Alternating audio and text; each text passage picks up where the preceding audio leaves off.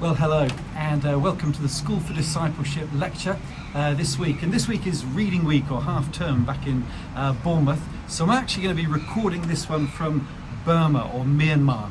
And I'm out here for a couple of weeks, and I'll tell you about that in a moment. This is a very short little mini lecture because I want to share with you some of the teaching that we're doing out here in Myanmar. And it's going to be short partly because the internet is not great, so I don't want too long a video file to try and upload for you. I like the idea of keeping these live, so if you're subscribing, you're getting this from the actual week when we're doing our teaching. So like I say, I'm on tour.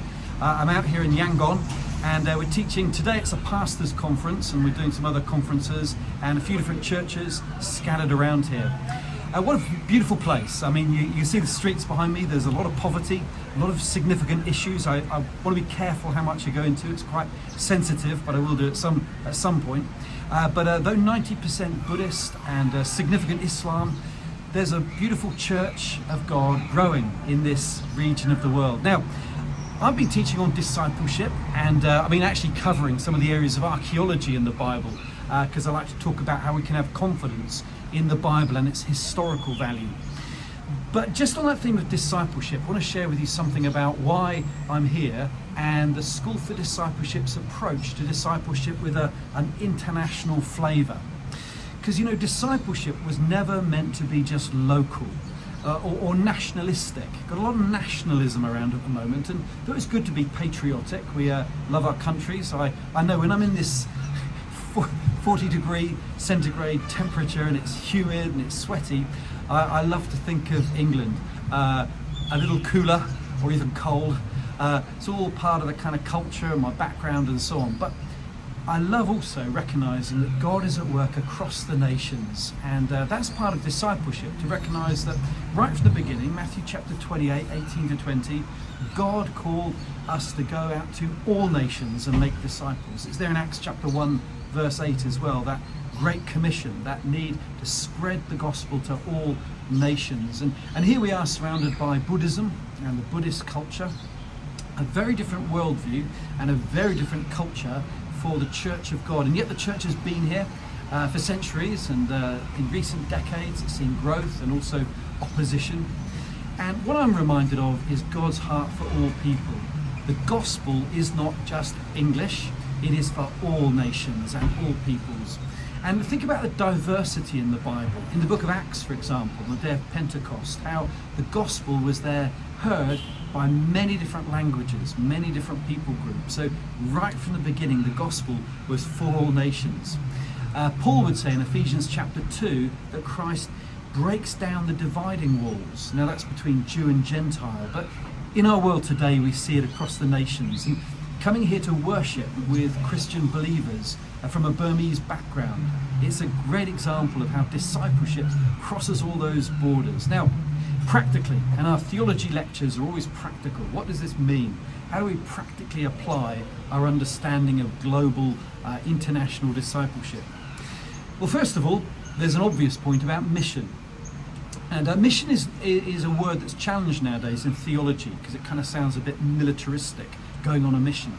But mission is really our calling to fulfill that great commission to take the gospel to all peoples and to support the church, the family of God around the world. Adoniram Judson was the great missionary who came here to Burma and translated the Bible into Burmese.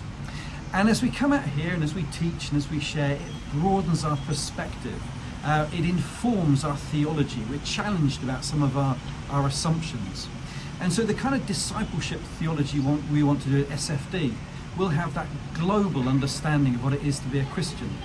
Think about how it informs our theology, for example. So if you never think about the international church, you'll probably read the Bible in a very English way or a very Western way. And that can mean we make mistakes in how we read the Bible.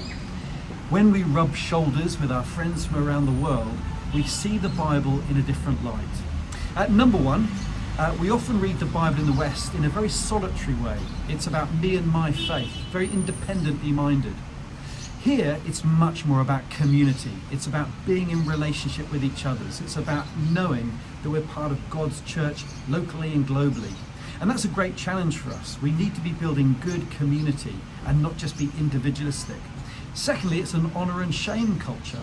It's a culture where honour and being true to your word and fulfilling your duty is very important. And the shame that comes with not upholding what we've said we do is a very serious thing in this culture.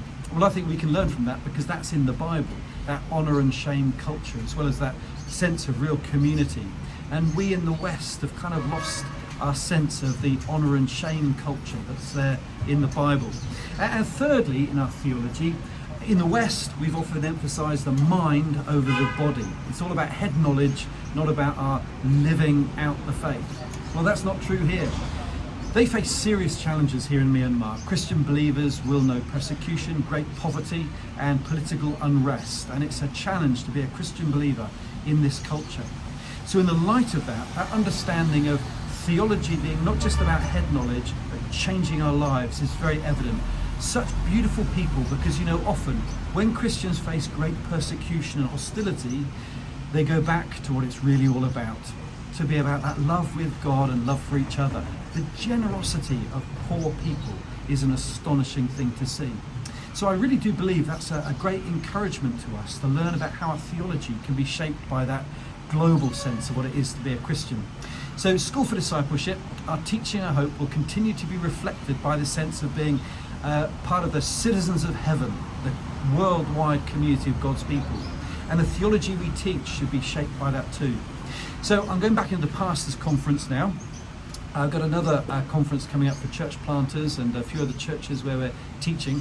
I'm hoping to make some good links for School for Discipleship. Maybe on our online work we can have folk out here in what used to be called Burma, Myanmar, being able to engage with us and share with us and use some of our teaching. We want to get resources out here, good theology that we can also share, because it's a two-way street. We learn from each other, we learn from people here, the nationals, the locals, and they can learn from us as well. So we can learn from each other. And I really do want to pray and hope that that's going to be part of the very kind of hallmark, if you like, of School for Discipleship. So that's what I can share with you today. Thank you for praying for me out here. We'll send you something else next week that will be from Bournemouth, and look forward to seeing you again soon. So thank you for listening to this, and God bless you.